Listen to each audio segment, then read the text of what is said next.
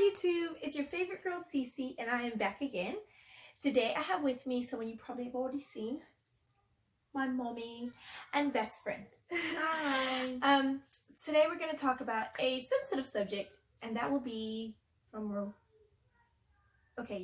that's going to be eating.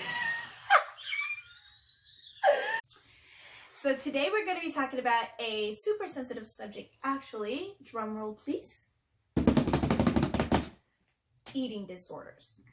Now, before we get into this video, please go ahead and hit the subscribe button and the notification bell because you're going to want to always know what's coming up. If you like this video, at the end, during the middle, at the very beginning, just go ahead and give it a big thumbs up. And please comment what you think and everything you've dealt with or struggled with. And we'll be right back.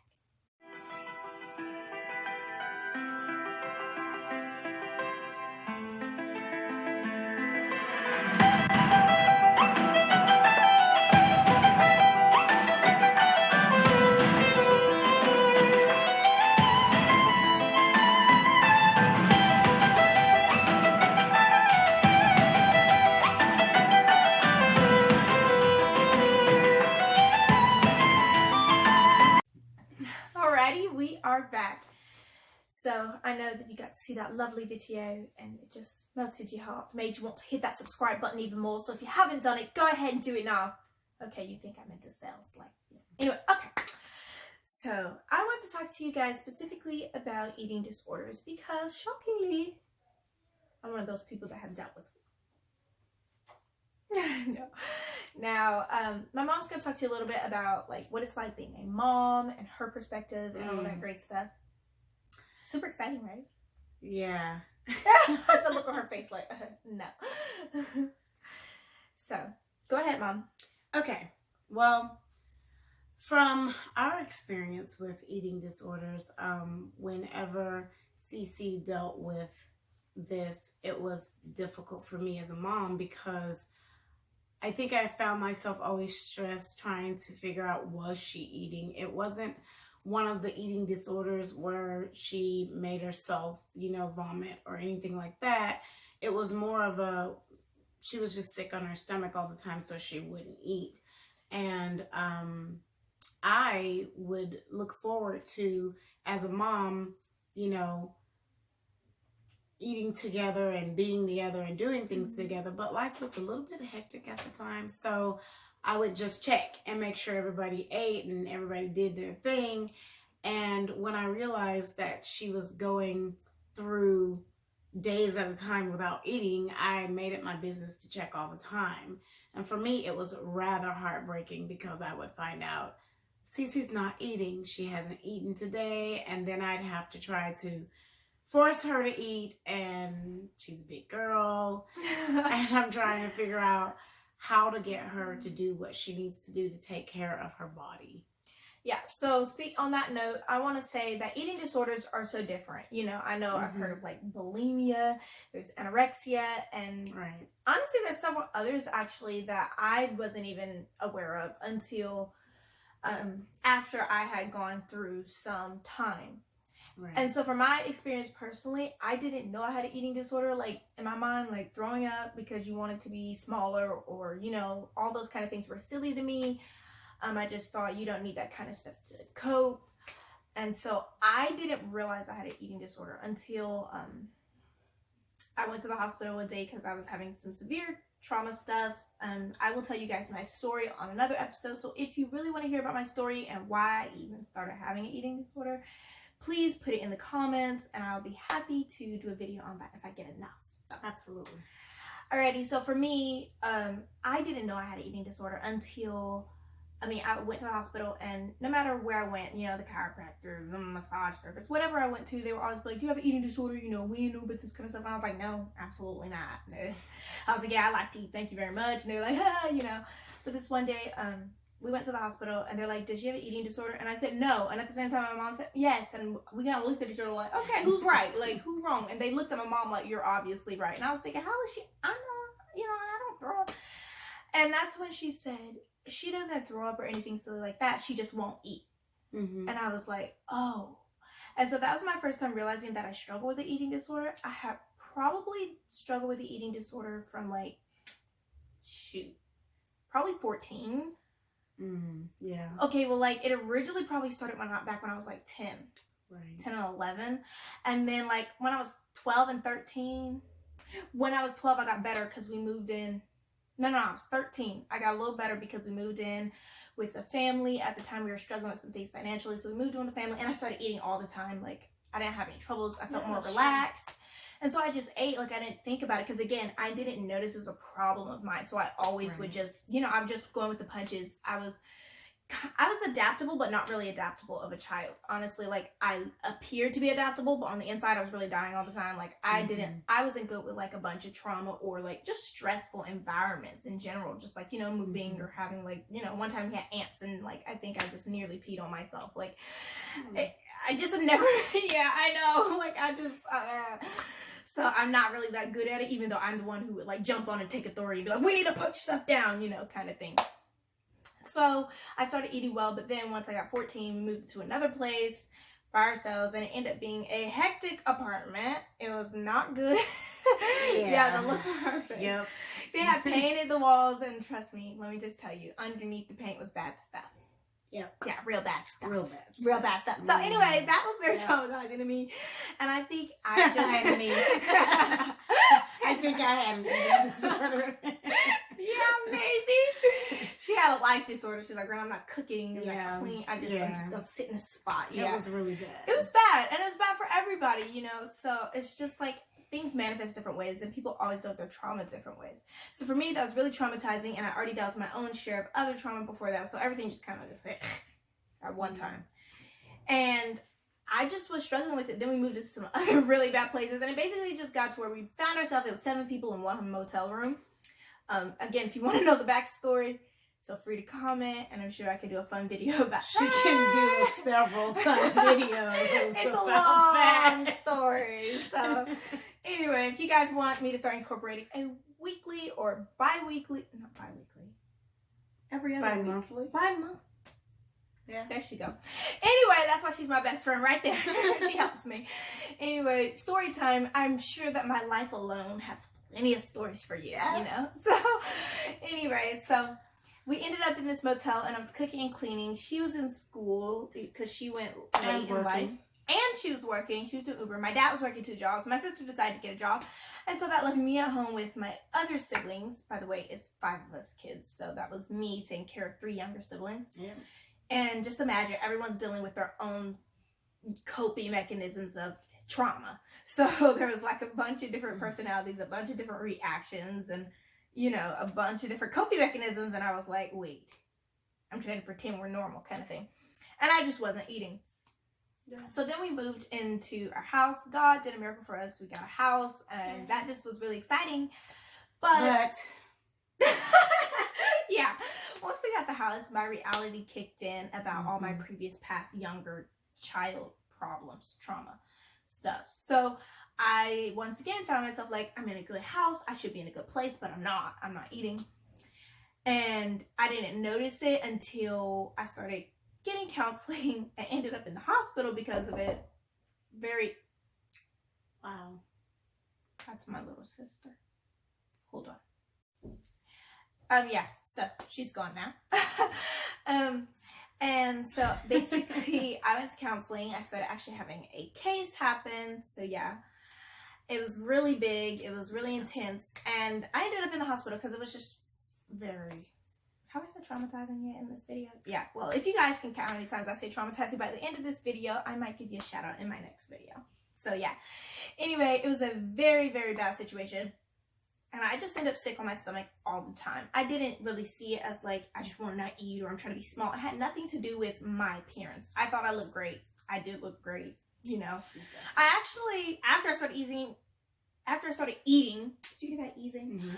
After I started eating, I actually lost more weight. And I was like, oh, okay, because I went through a different, The stress was and I didn't even realize it, but I looked fine to me in general, everywhere. And all, I thought I looked great. And so it wasn't because of appearance. And I think that's where people get off that eating disorders are so different. They're like, well, I don't care about my appearance, so do I have one or I do? And it's okay. All eating disorders manifest a little differently per the person, per the stress, per the trauma. And for me, it was just simply that I was sick on my stomach. The situation just made me sick. I wanted to sleep, and I didn't want to sleep because I was afraid of nightmares. And so it was just a constant situation of, what do I do? And it wasn't until we were in the hospital and my mom said yes and I said no that I finally realized, oh, I've been struggling with this. And I was 17 at the time. I'm almost 19. Everyone say yay. So, and basically that's just kind of how it happened. Yeah. Also, you know, as a parent, you struggle with, what did I do wrong? Why does my child even have this eating disorder? I mean, and that went along with all of the trauma. Like, what did I do wrong that she endured or encountered this trauma? And how could I have protected her from it? And why wasn't I there? Or why did I not do a good enough job with protection? And then you deal with the whole idea of, okay, well, now we're in a better place, so why isn't it working? So what do we do now? How do we fix it? And it was a journey, you know. So I dealt with guilt, you know, parental guilt. Exactly. You know, why is this happening? Guilt. And we were already best friends. We had been like, in my mind, we've been best friends my whole life. But again, along with trauma, there's fear. So there are things that I just didn't even tell her. And there was all of that to go with it. So for me personally, like, we really got really close when I was 15. To me personally, like, we got like all the way close. And that's when I actually decided, well, when I was 14, that's not true. When I was 14, because on my 15th birthday. Right. Please ask me about my logic. Anyway, on my 15th birthday, I told her about some really traumatic stuff that happened to me. It was traumatizing. Yeah, there was all kinds of really bad things that just, it was yeah, horrible. It was really bad. But in that moment, I definitely felt loved on my birthday, because it wasn't like, you know, I heard so many stories about people, and you don't know how much this stuff affects your kids, but like, don't be just letting your kids see everything on the internet. Like, and don't tell your kids all kinds of odd stuff. And for me, it was just going to church. Going to church for me, people just always got a story, you know, and they're like, when I told my mama, she beat me up, you know. And when you keep telling people that kind of thing, it's just in your head. For me personally, I didn't think my mom beat me up, because again, we've always been best friends, but in my mind, I didn't want to be a disappointment, you know, because in my mind, it was just all my fault and all this kind of stuff that you just get told all the time.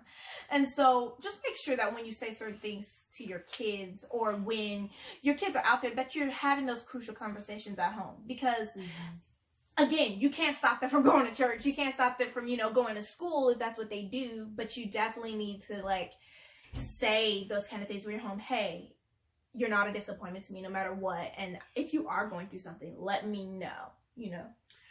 Also, that's another place where I think parental guilt comes in, because I thought I was having those crucial conversations. You know, I've always been, I guess you would say, pretty open parent. And I have a story of my own, and my children all know my story. They know what I've gone through and where I've been. And I've always strived, you know, to be very honest, very open, very transparent, because I believe that that's the way you gain good relationships. You cultivate intimate fellowship by being transparent. And so I've always done that. And I never thought not to do it. So whenever things came up and she wasn't telling me things, I really struggled with, how bad of a parent am I that she didn't even feel she can trust me to tell me what was going on in her life. And so then I struggled, you know. And so it's been a constant, an ongoing battle in that area until, you know, I've just grown up and learned some things about just the nature of trauma and how every person is different and how each person takes their trauma differently. I think now I'm able to face it and realize, oh, it's not necessarily a me thing. It's not necessarily personal. And so, you know, God shows us how to deal with our trauma, each one of us our own different ways, so that we can handle it. But again, you know, I really did deal with the guilt of it.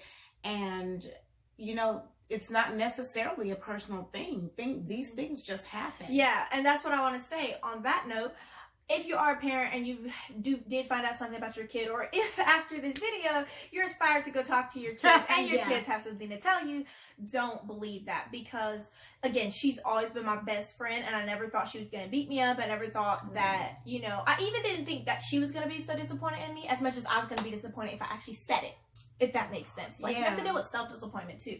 So please just know that trauma is just specific to each person and the way the person takes it. It doesn't mean you're a bad parent. She's literally the best mom in the world. And you have to realize that there's so many different factors. Like, your kid's not in a bubble. So there are so many different factors. And I was homeschooled. So everyone's like, you know, homeschool kids don't have a problem. I was homeschooled.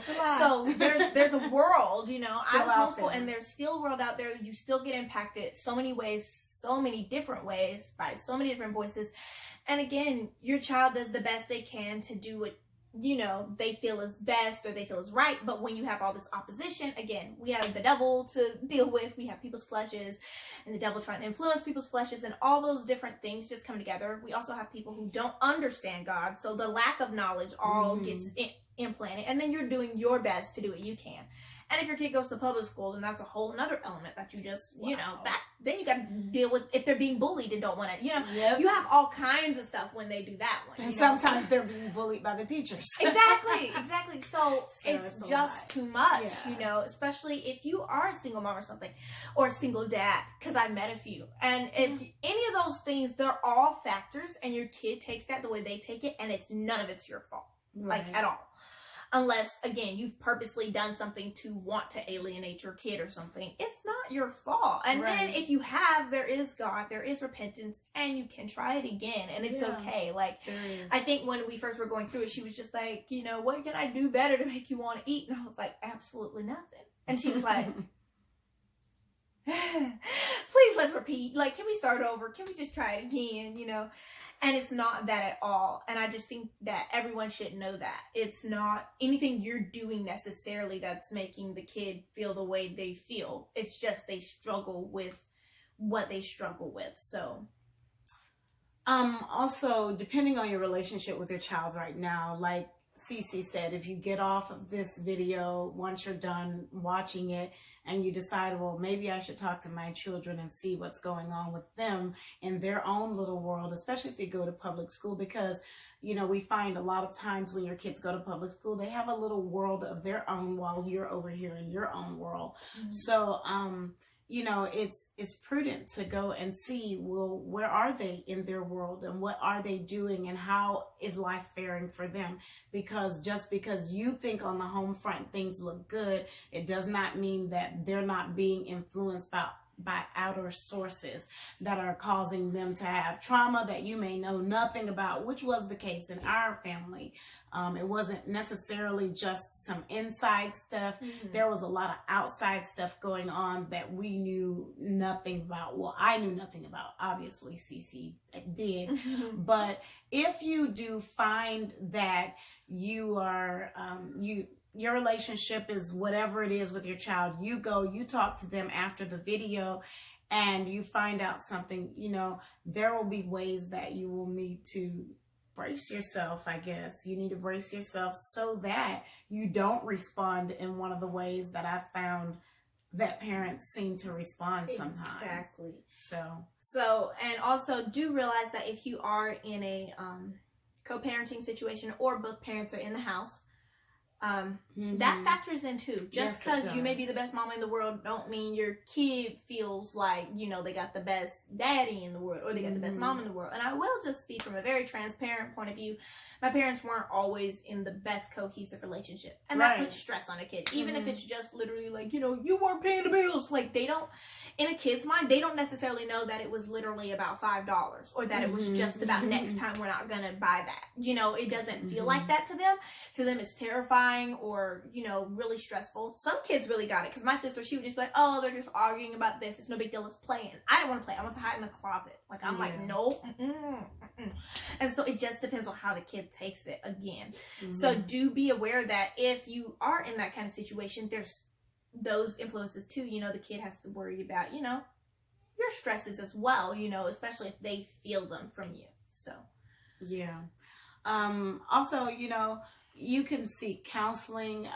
There are a lot of different trauma rehabilitation things out there. I do not recommend necessarily, I'm not going to say you shouldn't go to a psychiatrist. However, medication is not always the best option. I think that a lot of times we just try to throw medicine on everything. Yeah. And it's like a Band-Aid. It never gets to the beneath the surface. It never gets to the root of the problem. It's just that here we are, and let's put a little Band-Aid over it, and hopefully it'll be okay. Mm-hmm. Not necessarily so. If you're going to just cover it up, by putting medication on it, you're going to end up with another problem. And it's probably going to be a bigger problem than that which you already face. Exactly. And so what I want to say is specifically, so her reaction on my 15th birthday was very good. Well, bad, because she was like really screaming, but not at me at all. And so I felt really loved and really good. And I thought, dang, I wish I'd have done that 8 years ago or 9 years ago, or 10 years ago. Anyway, I was like, man, that would have been like really prudent, but I didn't know. And so she showed me love. We cried together, we hugged for a long time. It was really refreshing. It was actually, that alone was a healing. So just know that how you respond will affect how your kid wants to proceed. And just her love for me and stuff really just opened me up to feel like, okay, I can trust her. And initially, you probably gonna want to kill somebody, if it's that kind of a trauma. If it's abuse, if it's physical, sexual, emotional, honestly, even verbal abuse. If you find out your kid been called trash by somebody, your first thought is wedding face. Like, let me use my fist, kind of thing. Yeah. But just know that your kid's not necessarily wants to do that. They don't necessarily want to do that. And then don't get angry though. Don't be like, so are you lying because you don't want to take action? They don't want to see them again. Yeah. On that note, the justice system, sometimes it can suck, and we did go through a justice process. I think she mentioned earlier about a case that we were going through.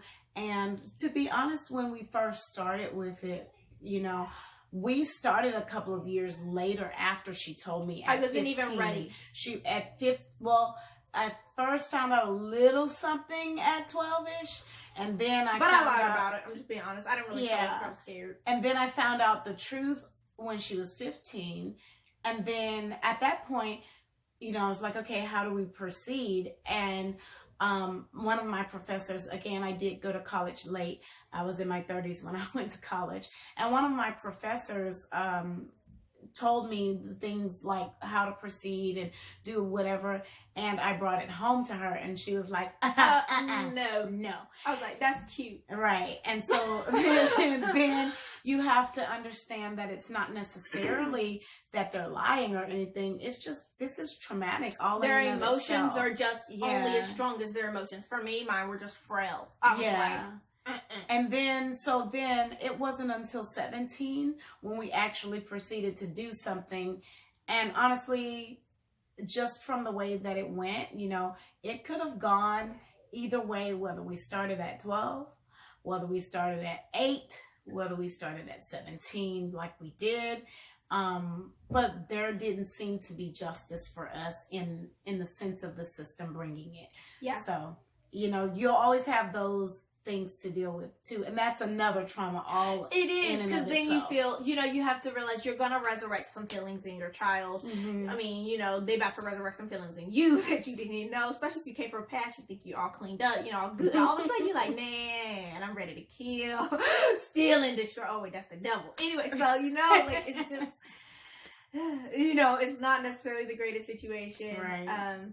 It's really overwhelming. Again, some people do get justice, but again, if you go look at the statistics, I think there's like 1 in however many people get raped per day. 1 is such as people are physically abused, and then most of the time, like, you look at the statistics and it's like 1 out of every 12 rapists sees 2 years in prison.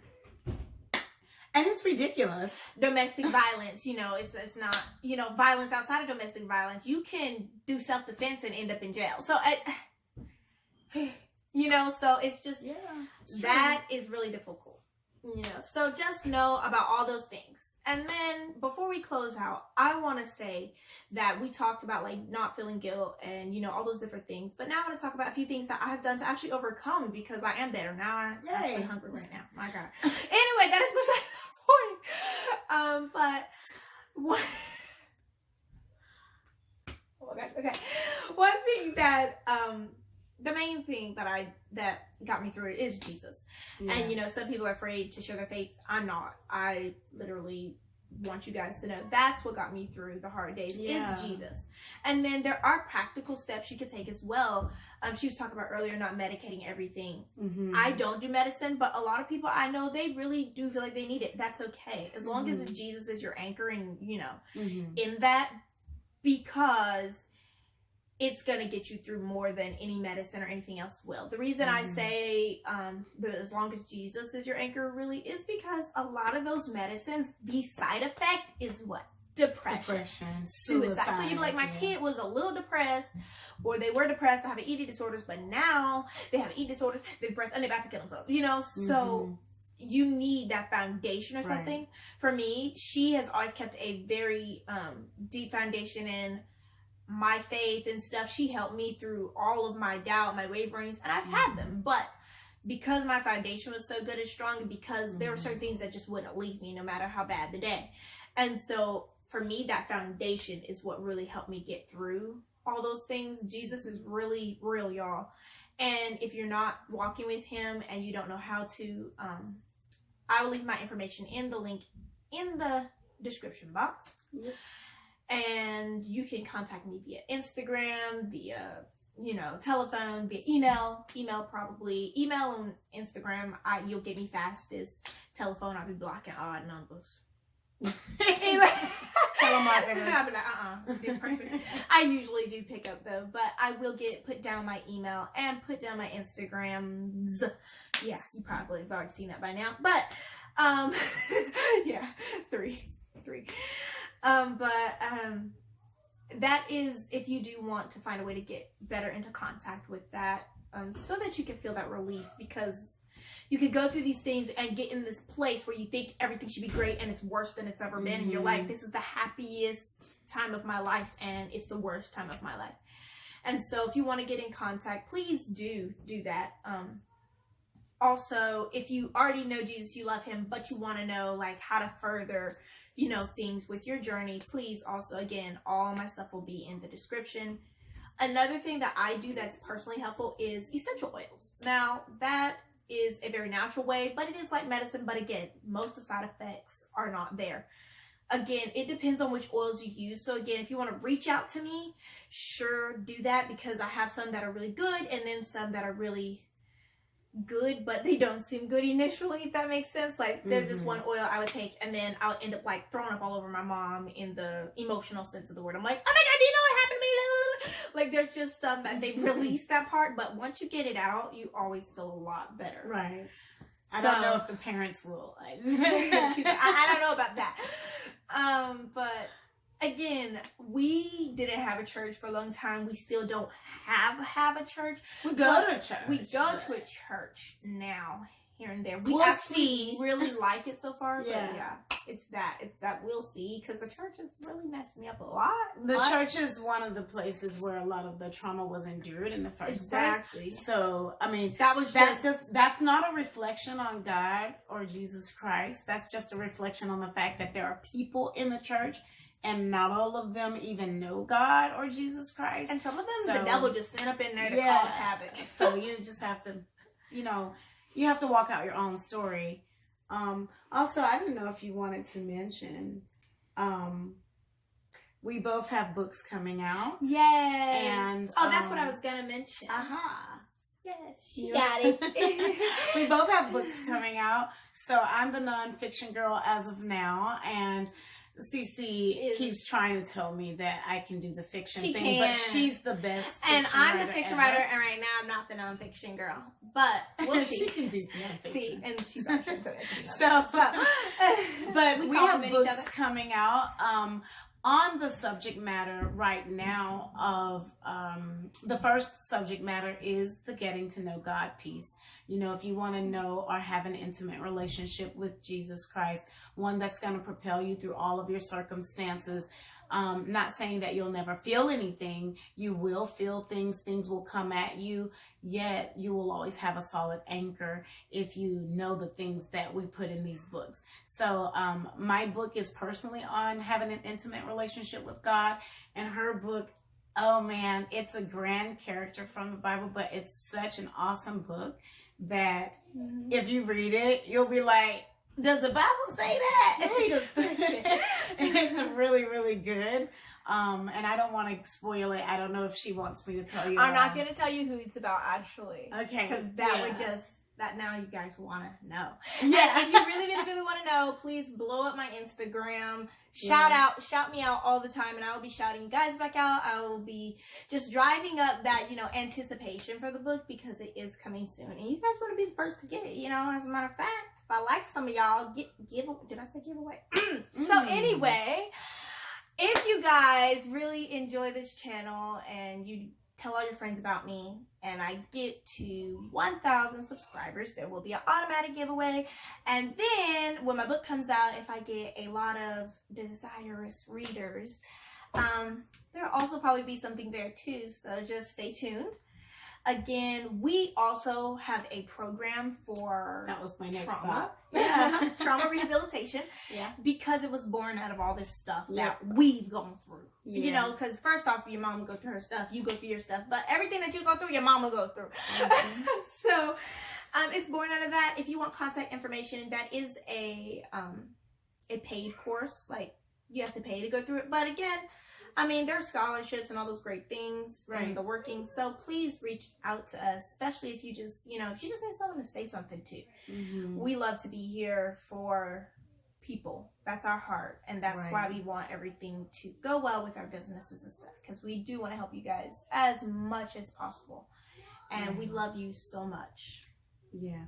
Also, with the whole thought and idea of trauma, there are more types of trauma than one. You know, there's sexual trauma, there's physical abuse that we may encounter trauma. Yes. There's also, you know, drug abuse, and then there's neglect, and neglect is abuse. There's all types of emotional traumas and mental traumas and physical traumas that, you know, none of them are excluded from our program. So if you see that, well, they didn't really mention that, they were talking about eating disorders. Well, not necessarily. You know, there are all types of traumas that bring all types of things. So, and again, over time, like, you know, in between hair videos, makeup tutorials, you know, self-care routines and vlogs, I will pop in a random story time or random word of encouragement for you guys, like I have been trying to do here and there. And I will talk a little bit about my journey in different areas, because I have a lot of journey, and most of what you've been through, I've probably been through. So I'm be happy to drop that in there and just encourage you guys as we go. There's so many ways, you know, there's even financial stuff. So just be aware, be on the lookout, keep your eyes open, your ears peeled, you know, tell everybody about it, because support is just the biggest thing. When I did this YouTube channel, I didn't want to go viral or anything great like that, even though going viral is, I guess it's great. I mean, I heard a lot of people get hate. I mean, it is what it is.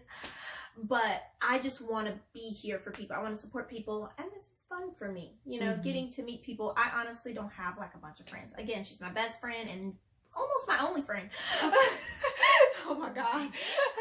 But I don't have friends really, but I just want to be out there for you. If you don't have friends and you need a friend, I like to be a friend. So it hurts you. So we love you guys so much. Thank you for enduring all 50 minutes. Okay, maybe it was more like 35. Anyway, all this time with us. We love you guys so much. Again, Jesus is the anchor. There's so many other things you can do as well. You know, oils, getting on a great eating diet. A proper healthy diet also helps you not to get sick on your stomach. Because if you talk about bad traumatic stuff and then you go eat Doritos, let me tell you, your body alone don't like it. So just all that too. If you need a meal plan, workout plan, you feel better about yourself, all those great things. There's so many things, but I really just want to major on Jesus being all in all for us, everything that we need, and he really pulls you up so much. We just want to thank you so much for tuning in. Again, if you love this video, you got to the end of it and you were able to stick it out, and you think, man, that was actually way better than I thought, or that was what I needed, please subscribe, hit the notification bell. So much more is coming for you guys. Happy videos to cheer you up about makeup tutorials and other fun things like that. And then there's going to be these. So please don't forget to like this video if you enjoyed, comment what you think, or if you have any questions, concerns. Again, reach out to me with any of my information in the description box. And don't forget, Jesus loves you more than we do, and we're right under him. We love you.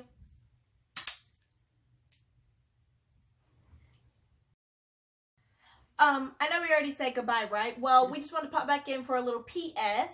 And also, another huge tool that I've used to help me get through it is meditation. Yes. Also, my mom, she has no idea I'm fixing to say this, but I need to say it because she's going to do it. She's going to make some meditations soon. And hers are the best. Hers are the best, personally, to me personally. And that's not just because I love her. It's just because it's straight up the Bible. And I love things that are sound in doctrine. And then you can encounter God, and then everything's better. Yeah. So, again, don't forget to like, comment, subscribe, hit the notification bell, all those great things. She keeps saying I just sound like a salesman. I hope you guys liked it. If you liked it, just do what I just said.